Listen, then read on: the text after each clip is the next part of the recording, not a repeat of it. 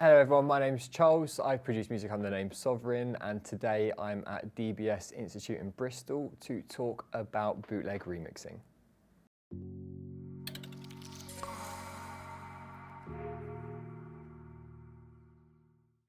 The last thing to go through probably is the mastering chain. I think for this one, I did just use this mastering chain, but a lot of the time, what I actually do is export the pre-master as you would if it was being mastered by a third party.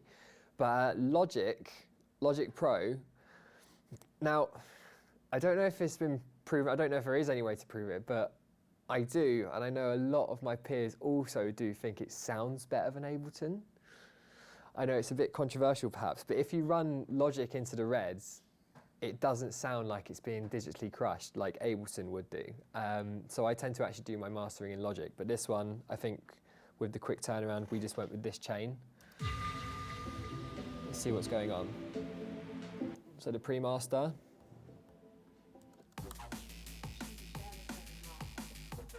Hitting around -9. So it looks like I added just a little bit of utility to get that higher in volume a little bit, which I didn't want to do through compression or anything along those lines. We've used a little bit more utility. EQ is minimal. We've just got a little bit of boosting towards the highs. What's next? Oh, we've got an imager. I'll actually turn them off following that. That's the EQ.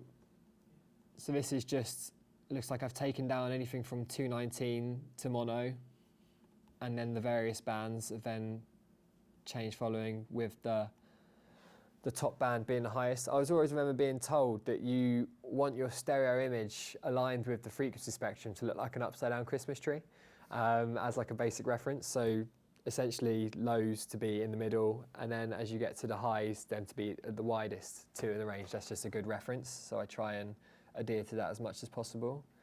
We've got a multi-band compressor, which is just touching up the sides, which is a technique which is often used. So I've actually only got that compressing the real low and the real high. I've left the middle. And then we've got Maximiser, which is giving most of the volume.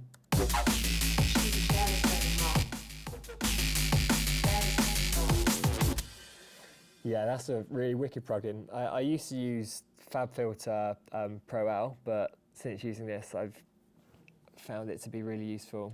And then we've got the CamelCrusher, which is doing nothing. It's just stopping anything going into the red. If it was to do that, I just always put that at the end of the chain. And then we've just got a few analyzers there, just to see what's going on. What's the Pro Q doing on the master?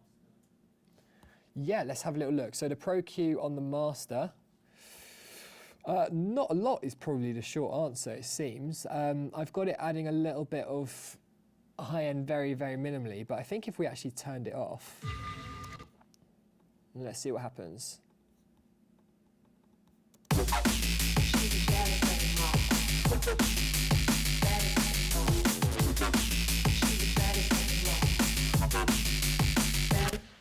I think the most important parts of that is removing the lows and the ultimate highs. And it's crazy because the human ear can't actually hear what it's removing, but it still definitely makes a difference in actually not having it going over that level. And I think that's probably to do with the curve selected as well. And then the lows, as much as we can't feel or hear on most systems, it removing 20 Hertz. But if I was to...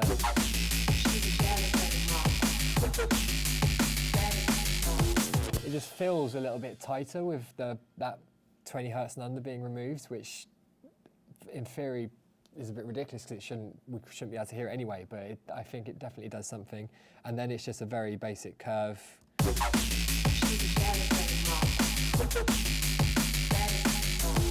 Quite subtle, but you can notice it. It's just a very gradual increase of the mids to highs. So that's what I did there. But it's if I'm honest, when I start a project, I tend to remove below 20 Hertz and above 18,000 or 20,000 at the start anyway, because that's something that's going to happen at the end.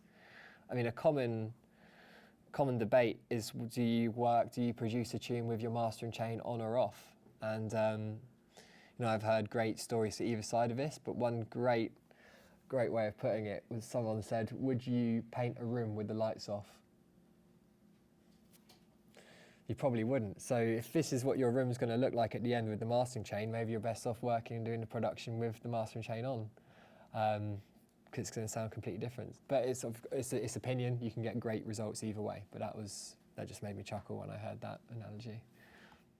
Thanks for watching, everyone. I really appreciate it. I hope you enjoyed the conversation. I've been at DBS Institute in Bristol, and if you want to watch any more of their content, you can check plenty more out on their page.